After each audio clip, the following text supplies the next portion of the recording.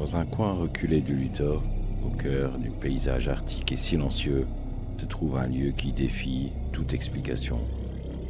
Le Skinwalker Ranch. Depuis des décennies, ce ranch est au centre des récits troublants, mêlant phénomènes inexpliqués, apparitions étranges et observations d'objets volants non identifiés. Témoins et scientifiques s'y succèdent, cherchent à comprendre ce qui s'y passe réellement, sans jamais parvenir à percer totalement le mystère. Certains parlent de créatures capables de changer de forme, issues des légendes amérindiennes. D'autres évoquent les anomalies physiques, comme des portails ou des perturbations électromagnétiques. Entre science et naturel, le Skinwalker Ranch reste l'un des endroits les plus énigmatiques du monde. Alors, simple accumulation de coïncidences ou véritable porte vers l'inconnu? Préparez-vous à plonger dans l'un des mystères les plus fascinants de notre époque.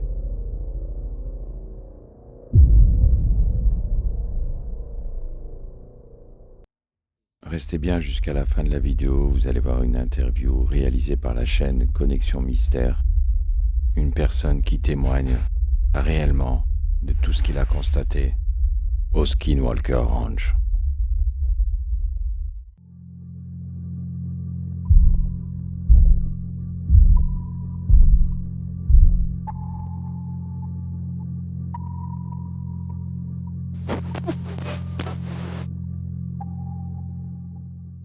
Le ranch, connu aujourd'hui sous le nom de Skinwalker Ranch, est situé dans le nord de l'Utah, dans une région appelée le bassin d'Uinta.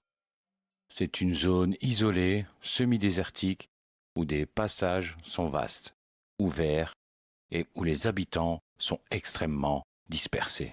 Ce lieu est devenu célèbre dans le monde entier, non pas à cause d'un événement unique, mais à cause d'une accumulation de phénomènes rapportés sur plusieurs décennies, parfois même avant toute occupation moderne documentée. Ce qui rend ce ranch particulièrement, c'est que les récits ne viennent pas uniquement des rumeurs ou du folklore isolé, mais de témoignages croisés entre habitants locaux, anciens propriétaires, chercheurs privés et équipes scientifiques modernes. Le ranch est souvent associé au folklore américain du Navajo, notamment à la figure du skinwalker, une entité décrite comme une créature capable de prendre une forme humaine ou animale. Cependant, il est important de noter que ces croyances appartiennent à une tradition culturelle spécifique et que les liens avec les événements modernes restent sujets à l'interprétation. Ce qui est certain en revanche, c'est que depuis plusieurs décennies, ce lieu est considéré comme un point focal d'anomalies inexpliquées.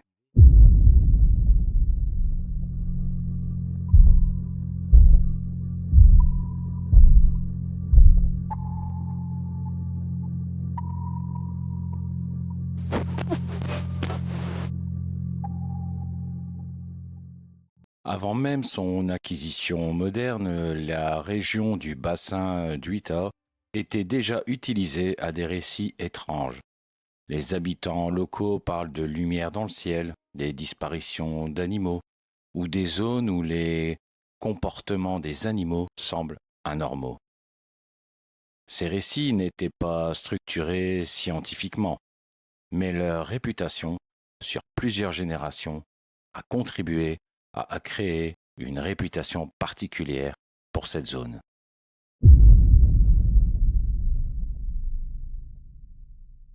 Le ranch moderne a changé de propriétaire plusieurs fois, mais c'est dans les années 1990 qu'il commence réellement à attirer l'attention du public. À cette époque, une famille connue sous le nom de Sherman achète la propriété. Ils n'ont pas de connaissance particulière des légendes locales et s'installent dans ce qu'ils pensent être une exploitation agricole classique. Très rapidement, ils commencent à signaler des événements inhabituels.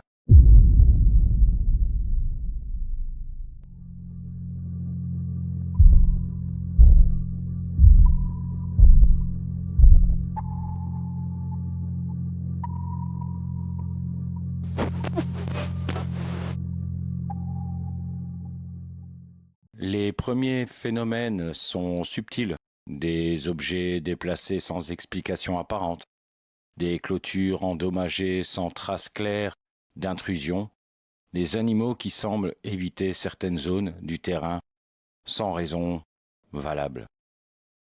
Progressivement, les événements deviennent plus perturbants. La famille rapporte des disparitions de bétail.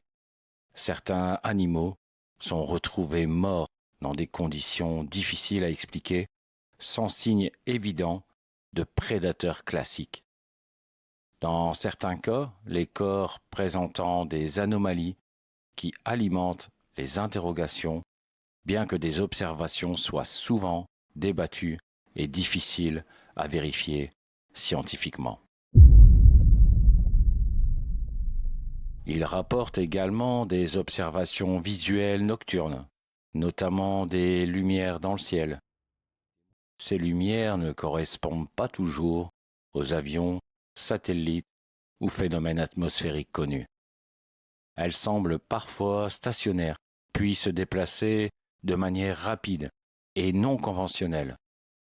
En parallèle, des phénomènes acoustiques sont décrits, des bruits dans les maisons et parfois des présences constantes. Ces événements sont suffisamment dérangeants pour que la famille décide finalement de quitter le ranch.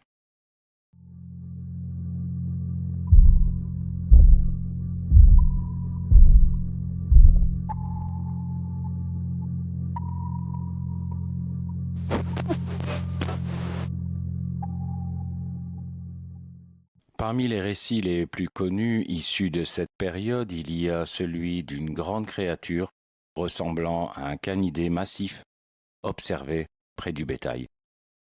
Les descriptions varient légèrement selon les témoins, mais plusieurs éléments reviennent. Taille anormalement grande, comportement non craintif et présence d'yeux brillants visibles dans l'obscurité. Certains témoignages affirment que cette créature ne réagit pas comme un animal classique face aux humains et aux armes. Cependant, il est important de préciser que ce récit ne sont pas confirmés par des preuves visuelles véritables dans le domaine public. Ce type de témoignage contribue néanmoins à la réputation du ranch comme leur observation anormale, mais reste dans le domaine de l'anecdote, non validée scientifiquement.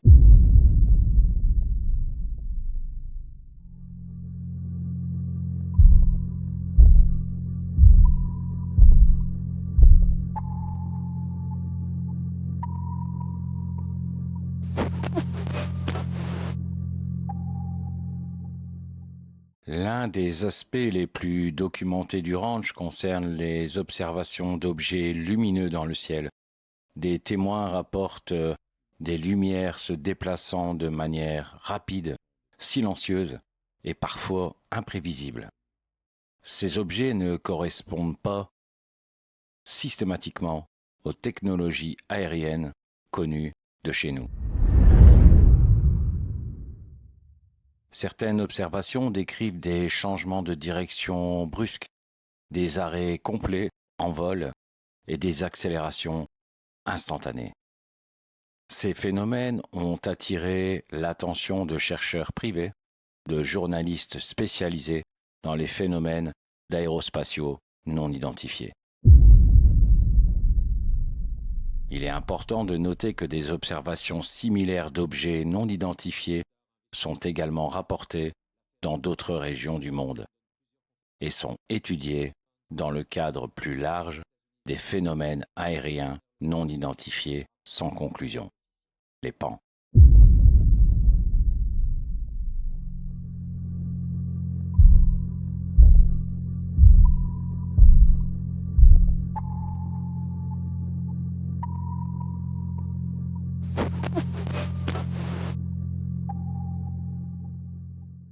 À partir des années 2000, le ranch attire l'attention d'investisseurs privés qui financent des recherches scientifiques sur place.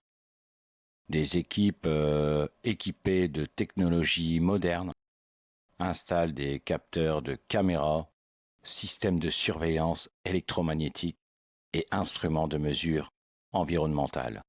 Le but, évidemment, est de documenter, observer les phénomènes signalés. Le ranch est notamment étudié par des équipes associées à des projets privés de recherche sur les UAP. Les chercheurs rapportent plusieurs anomalies, perturbations électromagnétiques, perte de signaux sur certains équipements et événements impossibles à reproduire dans des conditions contrôlées. Cependant, malgré ces preuves scientifiques, aucune preuve scientifique définitive n'a permis de confirmer une origine à ces phénomènes.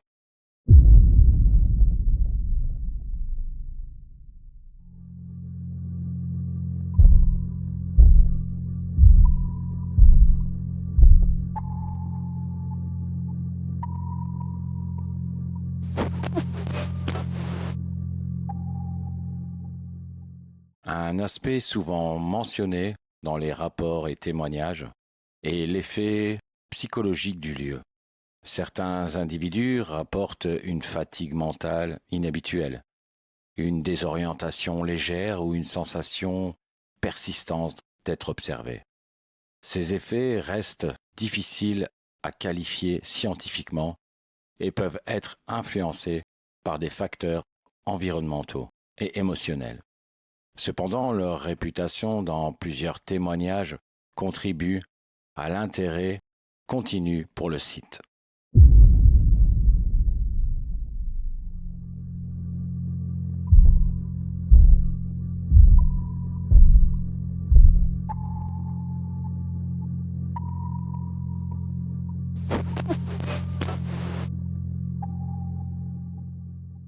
Aujourd'hui, le ranch continue d'être étudié et médiatisé. Il est devenu un symbole moderne des phénomènes non inexpliqués dans le cadre des recherches UAP. Ce qui rend ce lieu unique n'est pas une preuve unique et définitive, mais la convergence de nombreux témoignages, d'observations et d'anomalies instrumentales. Et malgré des décennies d'observations, aucune explication complète et universellement acceptée n'a été trouvée, ce qui laisse une question ouverte. Non pas sur le site du ranch, mais sur ce que nous ne comprenons pas encore. Well, cattle surgeries, and I never did use the word mutilations because they was not mutilated. The cattle on there was surgically operated, and certain parts of the cows were taken. There was no blood at all, and on Skinwalker Ranch, the only thing that was taken was everything inside from the shoulder blades to the tip of the nose, and it was just an empty neck sack. No blood, nothing. And this kind of mutilation already arrived in your farm? Yeah. Okay. Yeah, and there was 5, and the first incident on Skinwalker Ranch, there was 5 Black Angus cows that was surgically operated on. Yeah. And like I said, there was no blood. They wasn't tore up by any coyote or lion or nothing like that. We found a piece of tin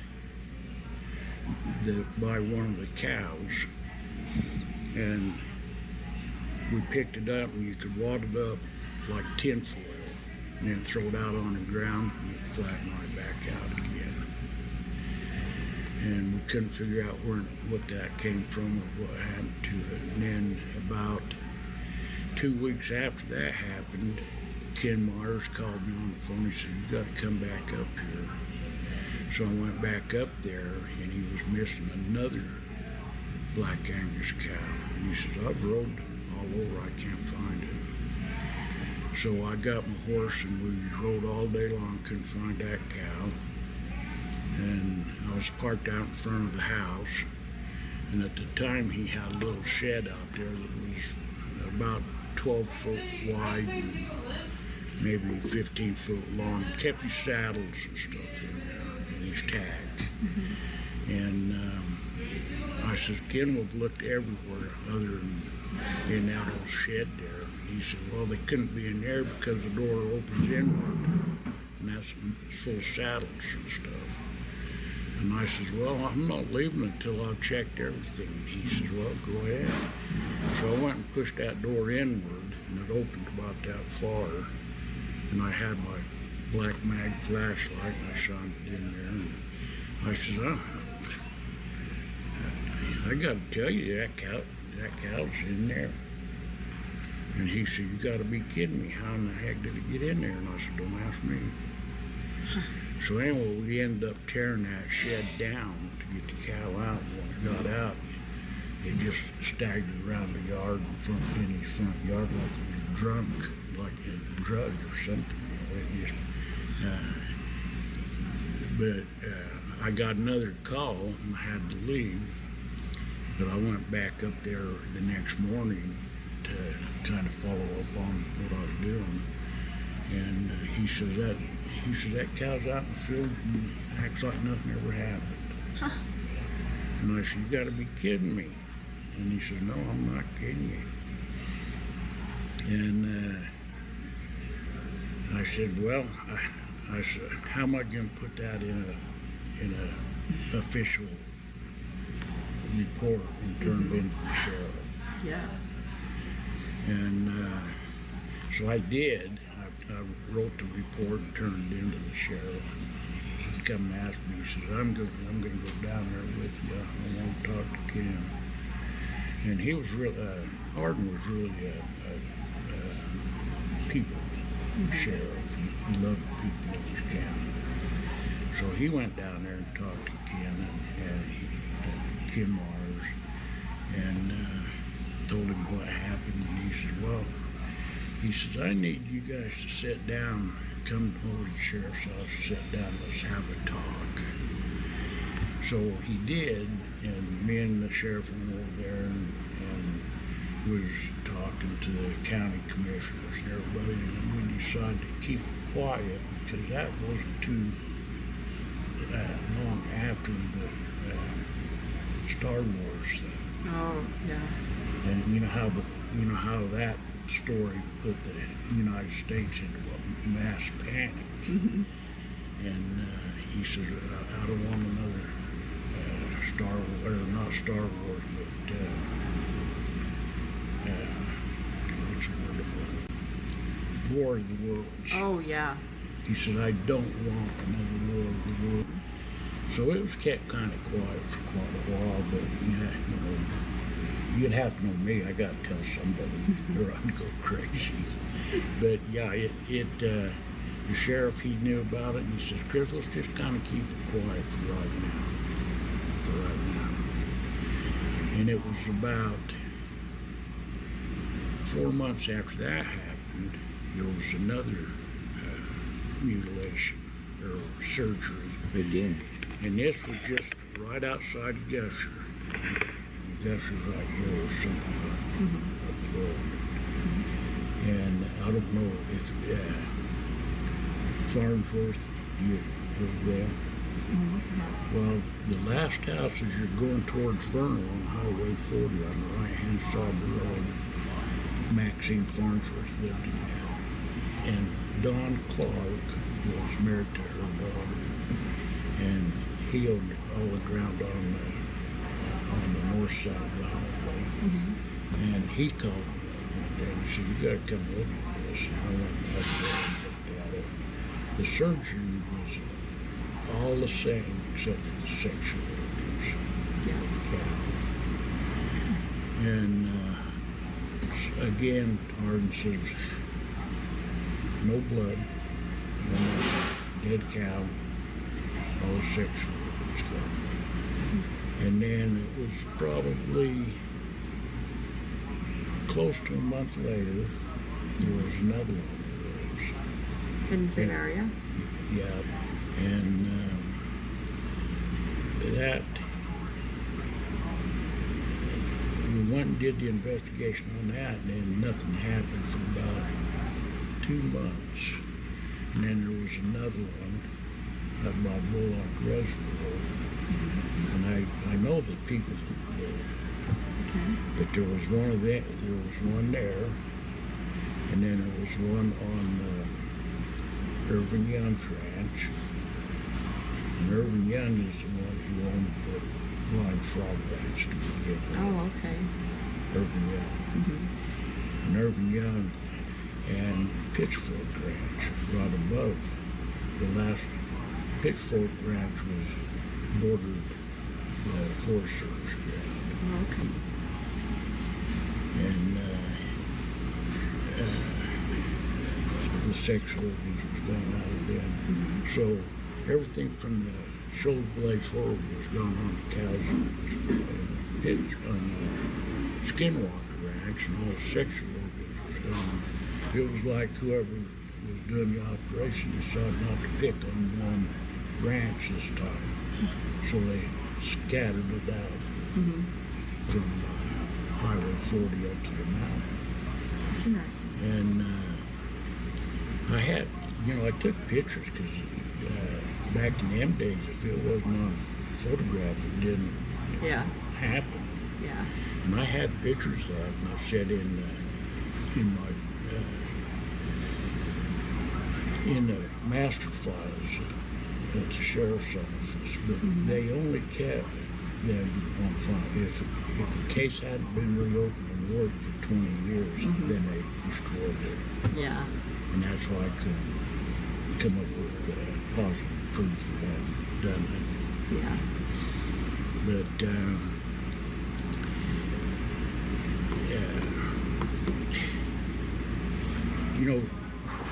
a lot of weird stuff, like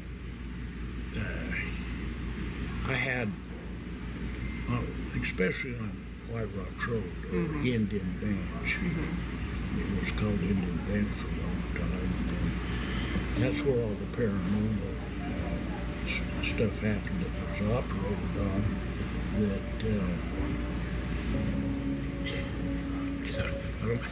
I don't know how to put it into words. There wasn't no operation. It was just gone. There wasn't no blood, there wasn't no nothing. And I went back up to that Skinwalker Ranch, or the one up on White Rock Road. And when we dealt that was a tribal jurisdiction. But I backed them up and lived on that road. And when we got up there, that woman that called it in, she was panicking. I was really, really worried about it. And she said, I said, what are you looking at? She goes, it's Skinwalker. And I'm going, yeah, right. And this is when the Navajos were fighting with the Utes on this gorilla state in Arizona. You can look it up, it's on record. And the Utes,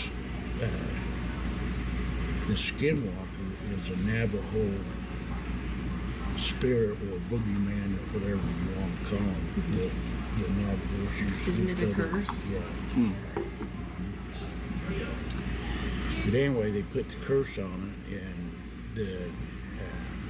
the tribal police officers wouldn't go out and look. They was there at the house and trying to comfort the woman that lived there, but they wouldn't go out and check it. And I had my night lights, and I shined it out there, and I could see its hands around that tree like this, and there was 3 claws on this. And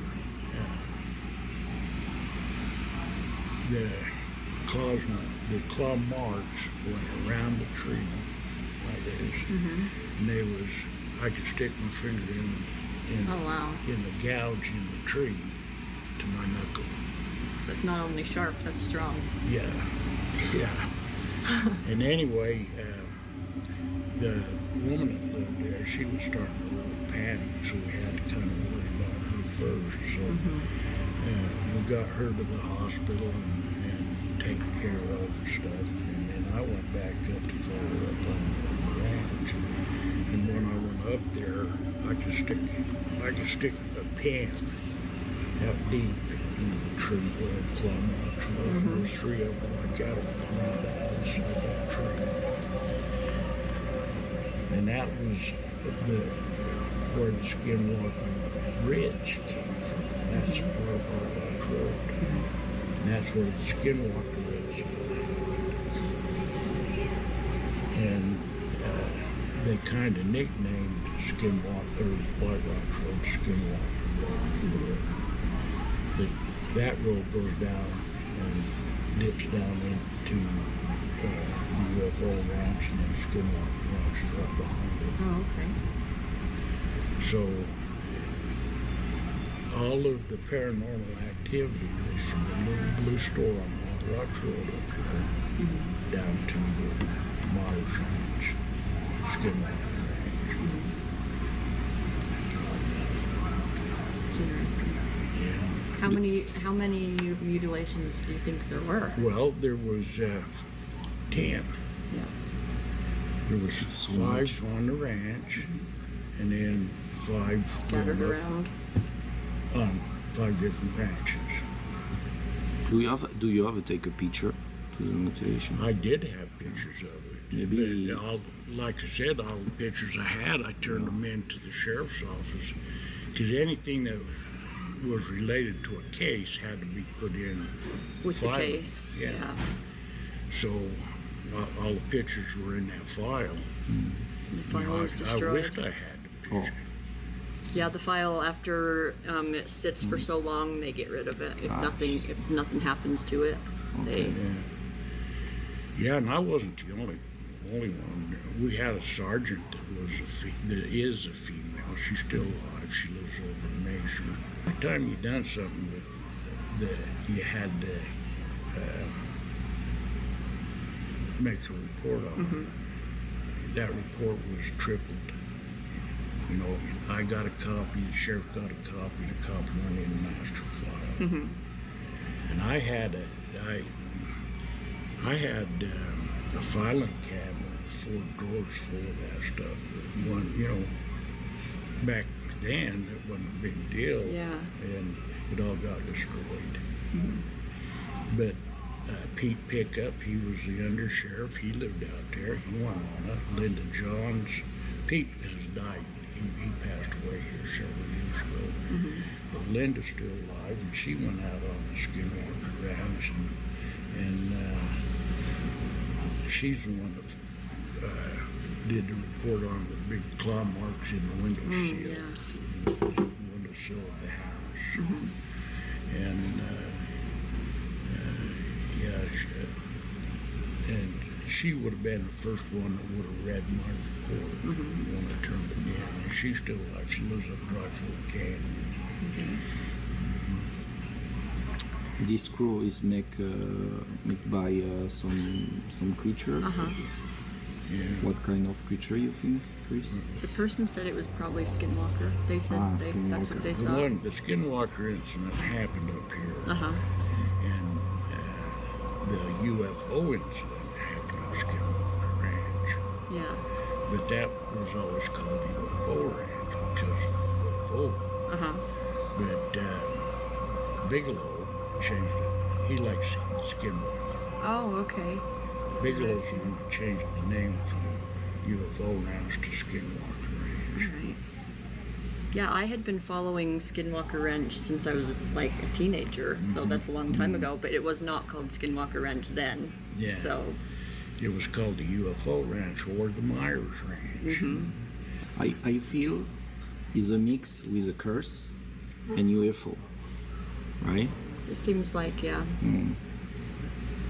So he's saying that the Skinwalker incident didn't happen on Skinwalker Ranch, that it happened somewhere else, and that Skinwalker Ranch was UFO Ranch. Yeah. Because the UFOs happened there. I think a lot of things happen around Skinwalker Ranch, not just in Skinwalker Ranch. Yeah, and people have just focused on Skinwalker Ranch, but it's not. The Skinwalker incident happened up this way. Yeah.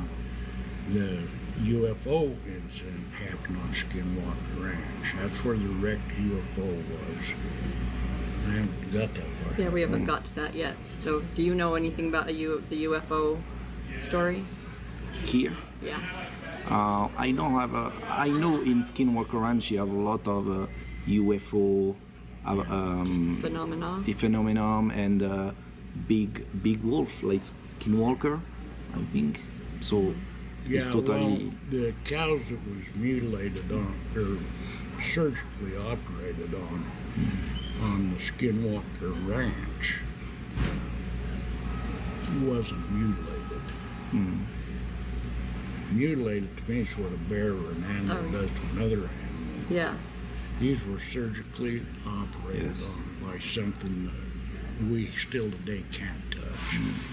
There, everything from the shoulder blades forward was gone. There was nothing. Yes. No blood, nothing. Yeah, no blood around behind the animal. It doesn't make sense.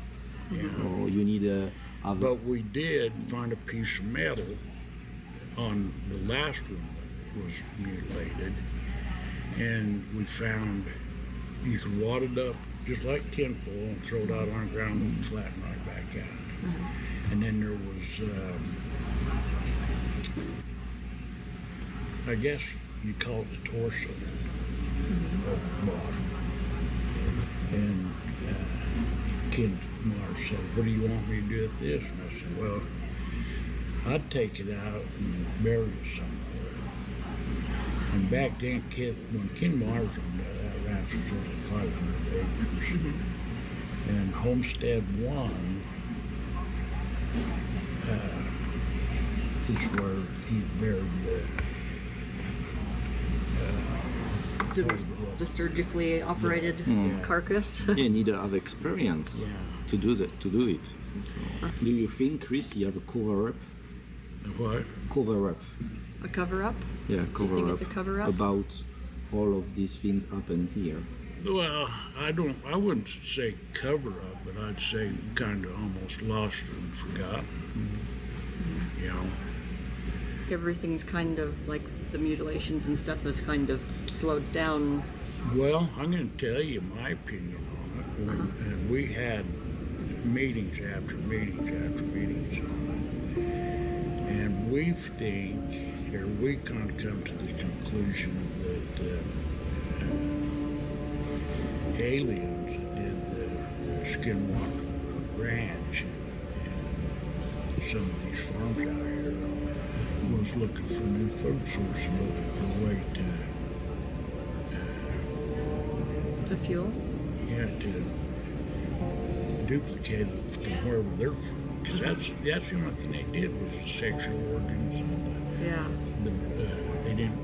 they took the brains and left the meat and everything. Duplicate flow. Yeah. That's possible. But maybe alien want to create a monster. Maybe. He says maybe the aliens created the monster? Could have done. Now, if you're gonna ask me, I truly believe in aliens, and I'll show you one, or I'll show you. We got a boxer dog at the house, and that dog was perfectly fine one day, and it come up missing for one day, and we looked everywhere for a day, and couldn't find that dog. 2 days later, the dog come home, and one rear leg amputated clear up to the shoulder blades, healed up. Now you figure that one out. Yeah. Your dog Yeah. disappeared It's 2 still days fine. Yeah. and come back with a Yeah. With injury. one arm One leg. missing. Injury. Wow. Totally healed up. The arm was gone. Then I had a 12 by 12 octagon bird cage. I used to have exotic birds and stuff, different kinds of birds. And I I went out there one day to feed my birds, and every damn one of them was gone, and that bird cage was completely empty, still padlocked, and it was full of every orb you could think of, every color orb. Orbs that big around that. Really? Yeah. What do you think they were? What do you think was happening? I don't know. I got pictures of some of the orbs, but I got some pictures of them orbs that big around. It's pretty big.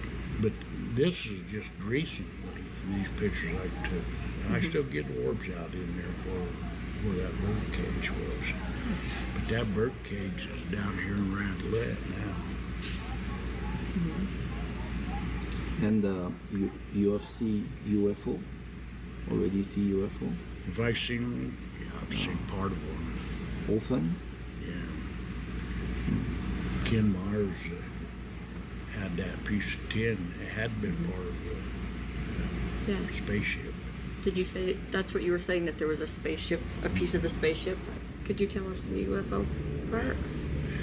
Well, when I went down there on one of the mutilations, there was Ken says, I want to show you something.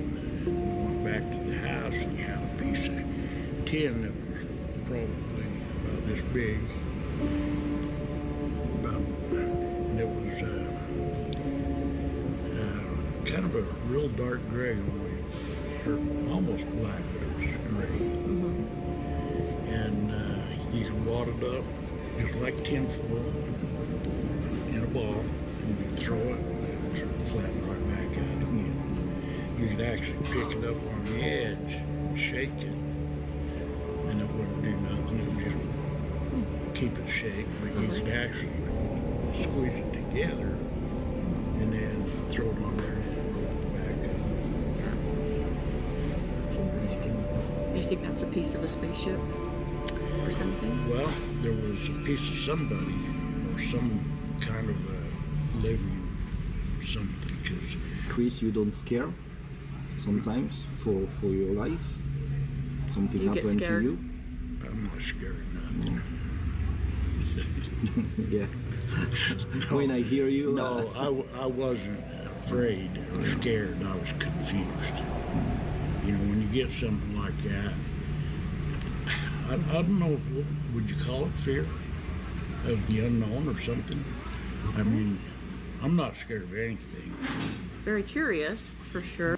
Now, I had goosebumps as big as this teacup. You know, I mean, yeah. Yeah, I wasn't really afraid, you know, I mean, I would like to have I'm more confused and misunderstood, you know, and then you're supposed to keep it quiet because the sheriff didn't want another war of the worlds, and you know, so it was kept quiet quite a while. And I went to Bigelow, and hell, he just laughed at me and sent me on my way. Yeah. Yeah. I would like to have a granddad like you. It could be cool. Yeah. Yeah, there was the incident up on White Rocks Road, and then my place on White Rocks Road that had, you know, I'm going to say paranormal activity. You know, I mean, what was all the orbs about? Yeah. And these are big orbs. I have record orbs And in then France. how do you explain my dog? Yeah, the dog Yes. already healed. Yeah, That's and disappeared 2 days. And I'll show it to you. If you want to go up to the house, I'll show it to you. yeah. I totally believe you. Yeah. Yeah, he was missing for I think it was about a week and a half. And we looked and looked, went to the pound, we went to the vet, we went everywhere. And then when we found him, he was completely healed up, missing the leg. And I took him to the vet and told the vet what happened. And he said, well, I can tell you right now, no vet in this done that. Yeah. He said, I can't answer your question. I don't know how. You know, and he goes, and it's only been weeks that the dog's been missing. Mm-hmm. He says that should still be bandaged up and bleeding. Yeah. Yeah, cutting off an entire leg, that's a major surgery. Yeah, we still got him. He's still alive. Ways from the city, or the township of White Rocks, clear down, and makes a little bend, and comes out onto this road right here. Yeah, it's a pretty big area that gets the phenomenon. And what they call the mesa is part of White Rock Road. Okay. See, it comes down, the bench comes down White Rocks Road, across 40, down into the cove, and then turns and goes this way, past the Skinwalker Ranch. Do you think it's aliens or maybe a creature to another dimension? Well, the ones on Skinwalker Ranch, I'm pretty sure it was aliens. Aliens. Yeah, who would have that technology? Who else would be that more advanced than we are? You know, I'm not picking on a religion or nothing, but the Mormons don't even believe in flying saucers. And, Yeah. You know, but Yeah, but now no choice. Yeah.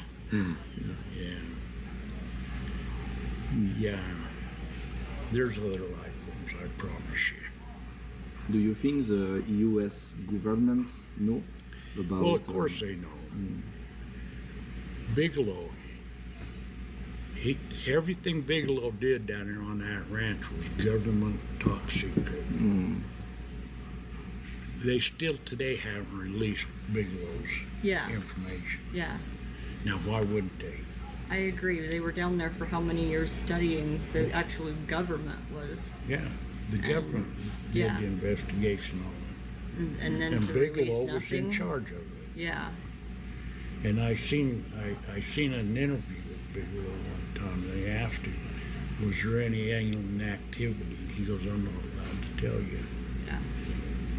And he did that on a public interview. And he kind of chuckled when he done it. He said, I'm not allowed to say. Is to know the real truth story that you have to be his age or older, and a lot of the people are gone. I have a lot of Yeah, I'm chance to 72 years old. And this all happened back when I was, I'm going to say the mid-80s, when that Skinwalker Ranch thing happened. Yeah. Oh, you know a lot of things, Chris. I think we've only touched the tip of what he knows of your information in your brain. I can come back to France now. Alors merci les amis d'avoir regardé cette vidéo. Comme d'habitude, tu likes, tu t'abonnes si tu veux. Oublie pas d'activer la petite cloche. Et je pense que les abonnés, vous devriez regarder si la cloche est allumée parce que j'ai eu une très forte baisse de vue et je pense que quelquefois ça arrive, les cloches sont désactivées et donc forcément vous ne recevez pas les notifications et donc vous pensez que je ne publie pas mais réellement je publie.